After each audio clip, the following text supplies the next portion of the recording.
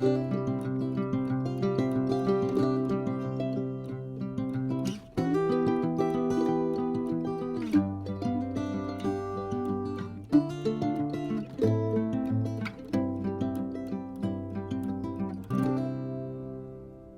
name's Mandy and welcome to my YouTube channel, Pickety Stitch Life is So Creative.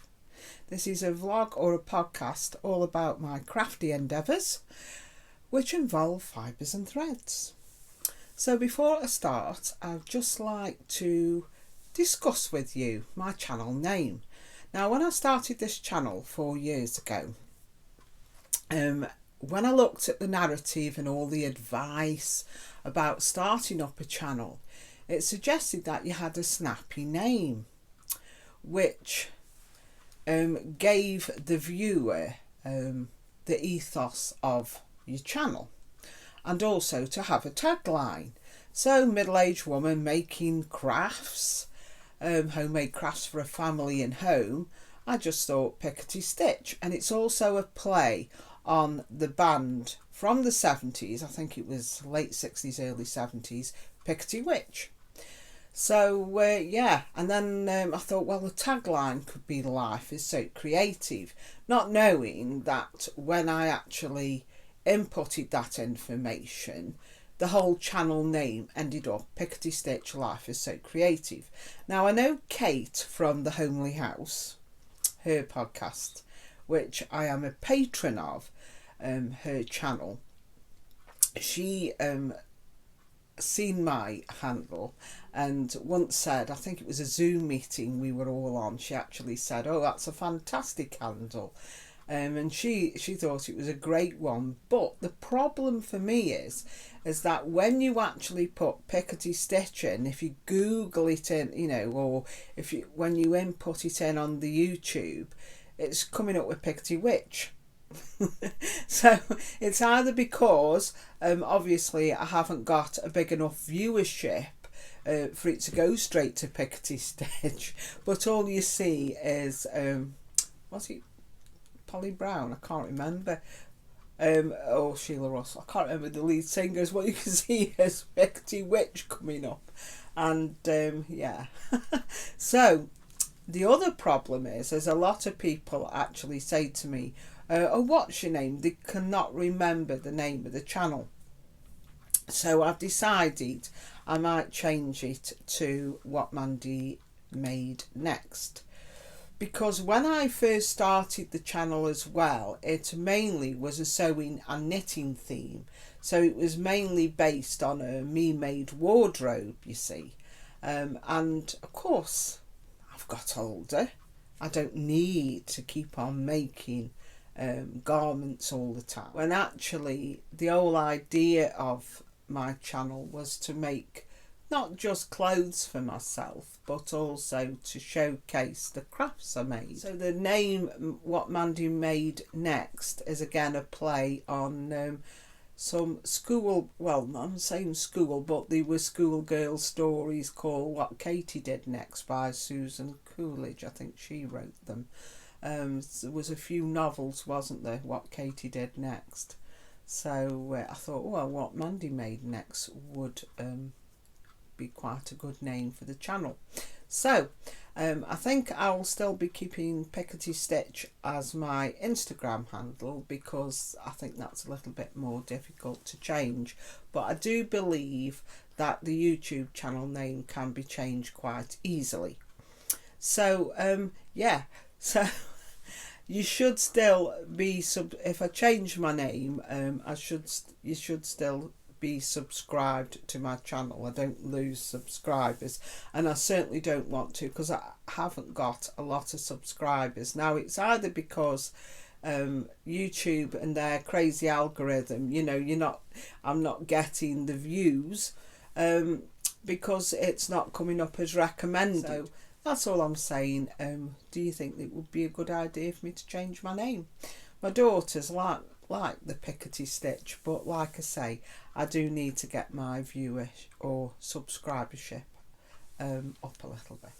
So right, let's settle in and talk about what I've been up to in my craft room this week. So today is, now I'll have to pop my glasses on because I can't remember.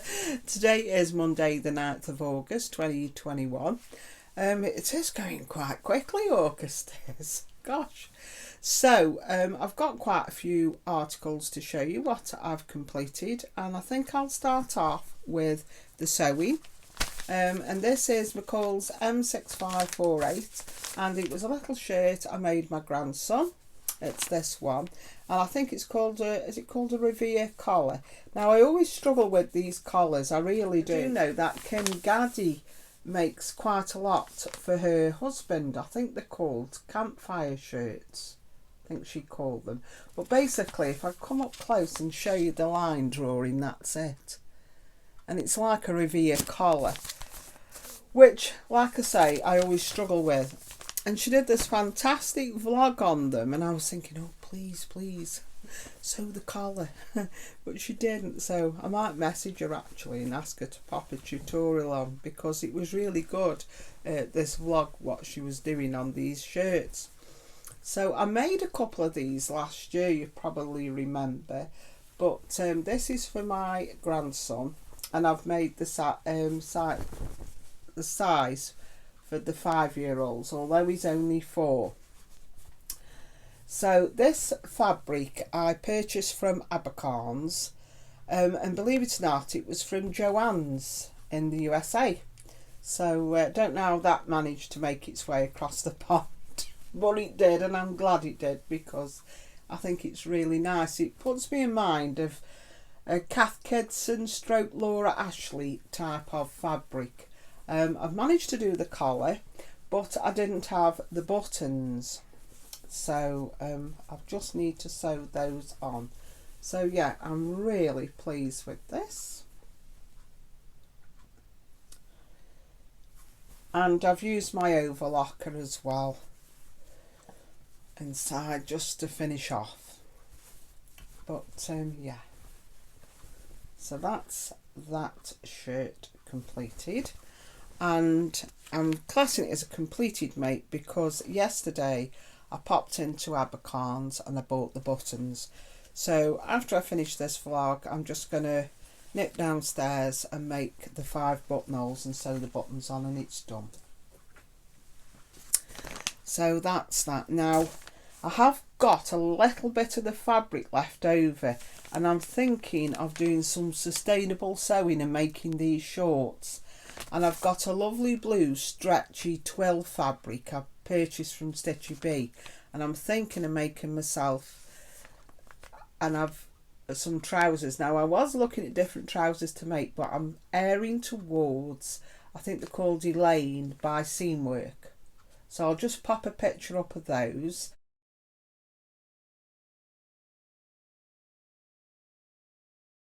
And I'm thinking of making these over the week. So if I have any fabric left over, I can pair it with this and make those shorts.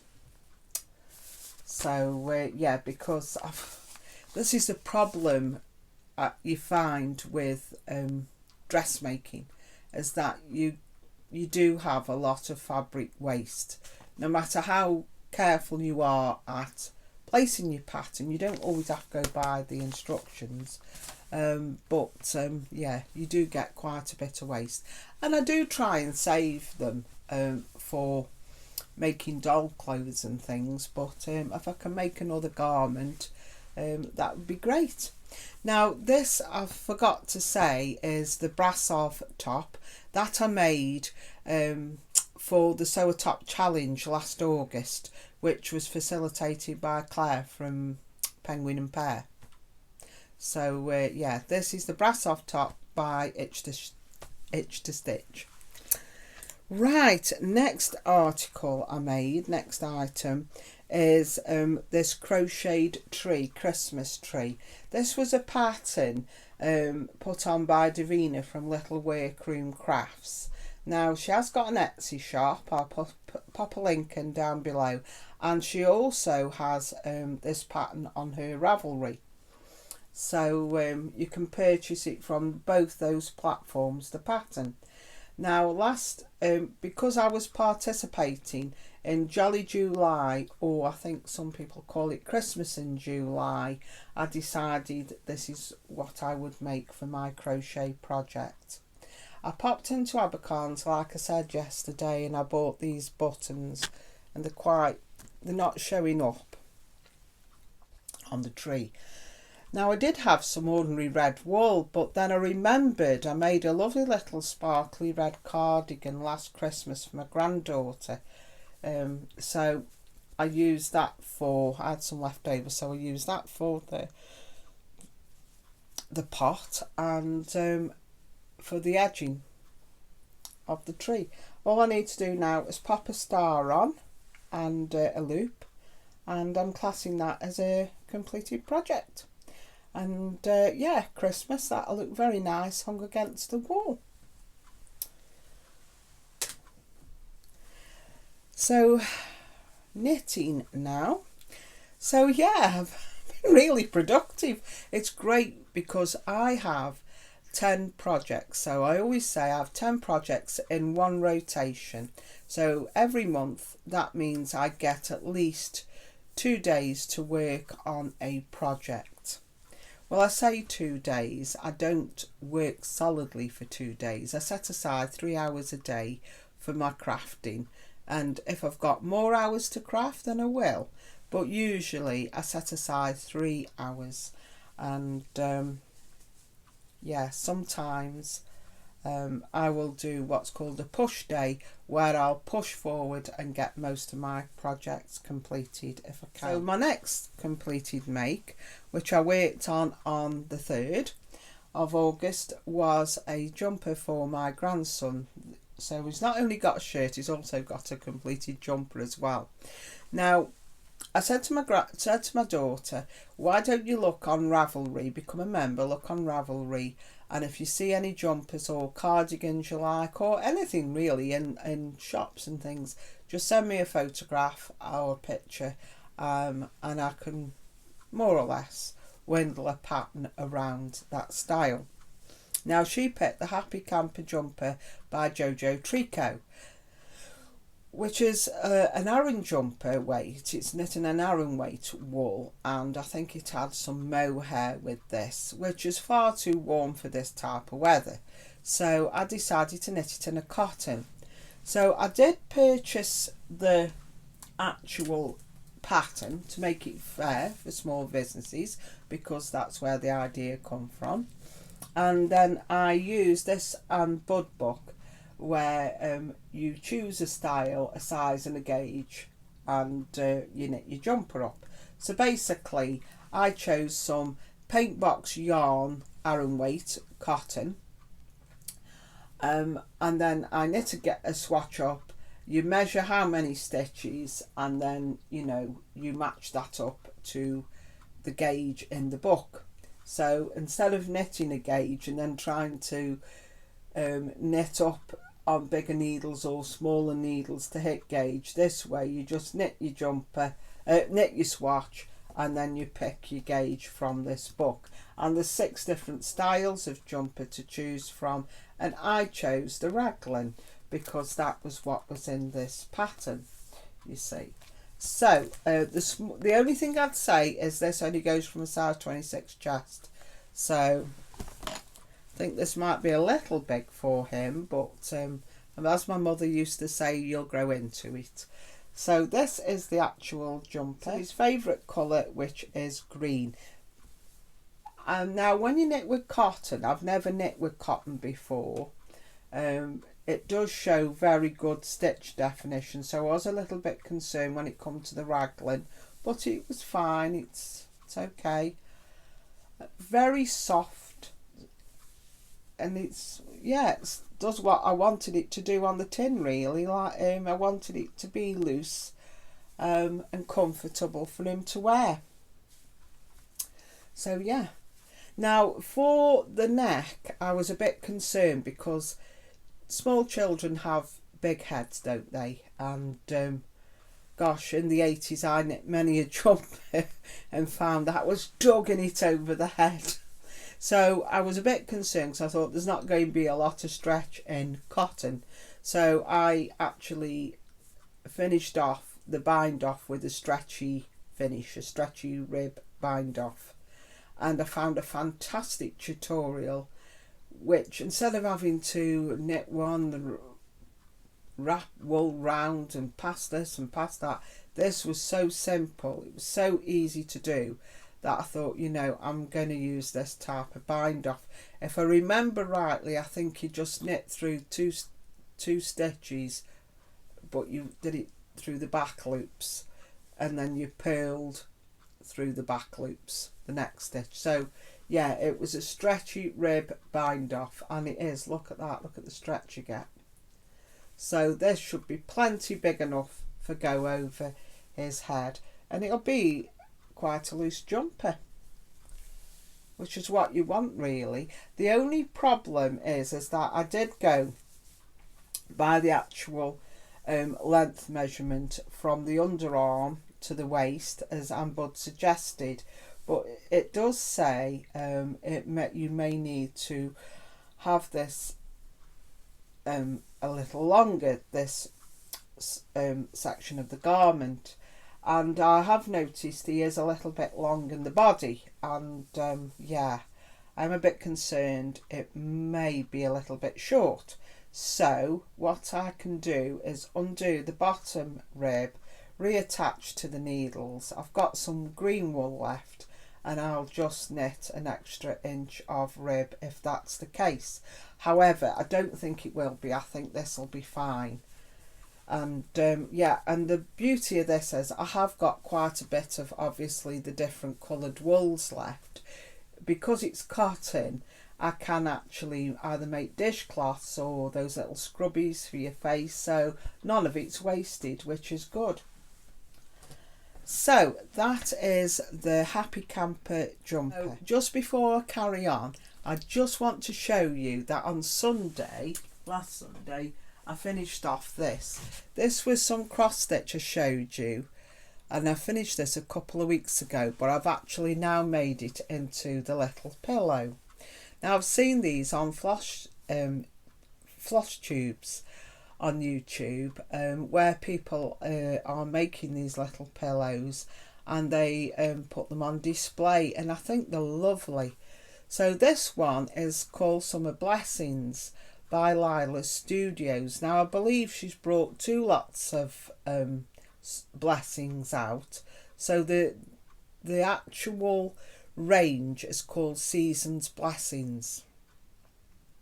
So she does a spring, a summer, an autumn one, and a winter. So you get 2 patterns. So I've got the spring and the summer pattern, and then the other set is the autumn and winter. But then she's brought out a Season Blessings 2. So I've got, this is from the Season Blessings 2 series, and that's the summer one. And I pulled most of the threads from my stash, because that's the beauty of doing these little projects, is you can just choose your own colours. You don't always have to go by what they're suggesting. So yeah, and then I just picked some yellow cotton fabric I'd already got. The linen is a Belfast linen by Zweigart, and it's a 32 count. And that's the first time I've stitched on linen. I've usually stitched on Ada, or Aida, whatever you want to call it.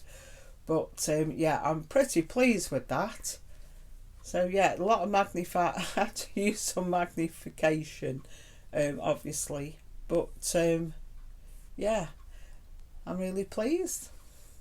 Nice little pillow. So I'm going to make some more of these for my little bowl. I'll just pop that back there. So my next make I am so pleased with, and I worked on this last Wednesday and Thursday. I just pushed to get it finished. Now I started a sew along, and because I was participating in Jolly July, or Christmas in July, I decided I would make the Christmas stocking. I would join the Christmas stocking sew along facilitated by Molly and Mama. So this is called "Twas the Night Before," I think it was the night before Christmas. I think I'll pop a picture up now of the actual information for this sew along.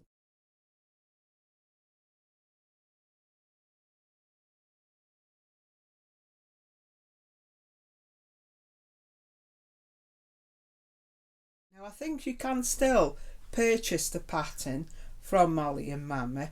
They have an Etsy shop. It was, you know, I just bought the pattern, it was all downloaded, and then every week you were sent the instructions. So I've decided I would make mine out of Tilda Fabrics, and you may remember last week I was sewing the hexagons together. And this is the completed article. I love it. I am so pleased with this. I really am. Now the fabrics are all from Tilda, and they're mainly from the range Bon Voyage, I think.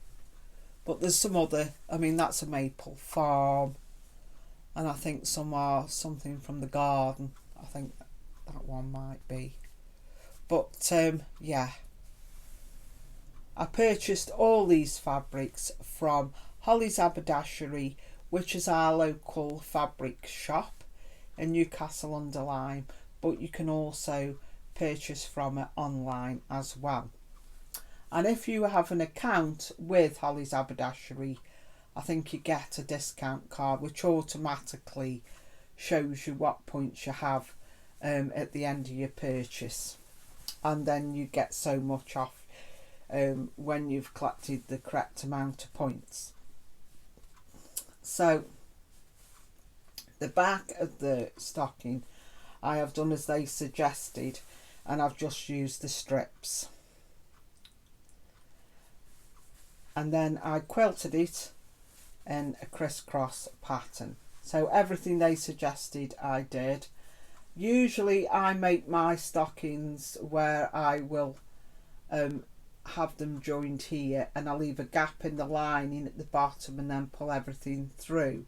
But no, I made this exactly how they suggested, and I've lined inside with this star fabric which I had in my stash. This is my granddaughter's name I've had embroidered on the pocket. I have an embroidery machine, and then I chose this trim. This I purchased this from Abercorns, but it was some leftover trim I had from when I made a Chanel type jacket. So, and then this is the little mouse. Only yeah, I think I did the whiskers a little bit differently, but I think he's really cute. Now that took me quite a while to make, this little mouse did.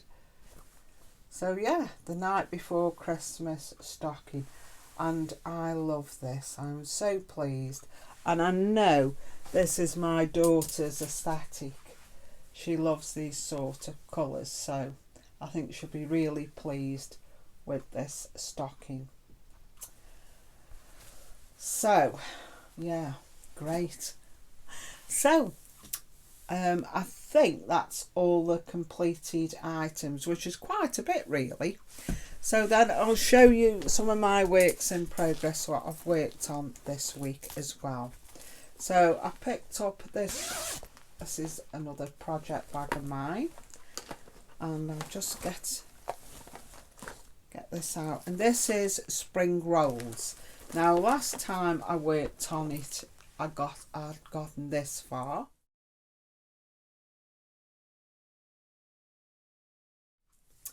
and now this time I have completed the other part of the basket, and the other dog is now on, and some flowers and a star. I think I've only got to do a little bit of embroidery cross stitch around here, and then just put in the word rolls, because spring is already there. so I haven't got much to do on this. This is on I think this is a 28 count. I'm not sure, 28, I'll have to have a look. It's a DMC linen, so I'm going to work on this week, because this to me now is a push project where really I've nearly at the end, so I just when I got some spare time I'll just push myself to finish this off now and make this into a little pillow. The next project is this, what I started, this cross stitch for the Jolly July, and I'm going to carry on with this, and this is living in this project bag, and this is Kringles. I'll show you a picture of Kringles. This is where I was last week, and this is where I am this week. So I've now come to the end of the roof, so here we go. I've got the end of the roof, end as in nigh there. I've just got to complete this bit where it's a bit of roof and it's got the railings, and that is the roof completed. So I'm quite pleased with the progress on this. This is a 14 count Aida fabric. I think this is in the pewter colourway, if I remember rightly. And my little gingerbread needle minder I purchased from Chapelview Crafts. I've also been making some progress on my other cross stitch, which is this one. This is the one, if you remember, I bought from the charity shop. It only cost me £3 in money. Yeah, so yeah, and I thought I ummed and ahed whether to get this, and in the end I thought, you know what, yeah, I'll get it. And this is in anchor stranded cotton. It's all kitted up, but I don't like it when the threads hang off, because they all get tangled and I hate that, so I've bobbinated them all now. But this is where I got to last week.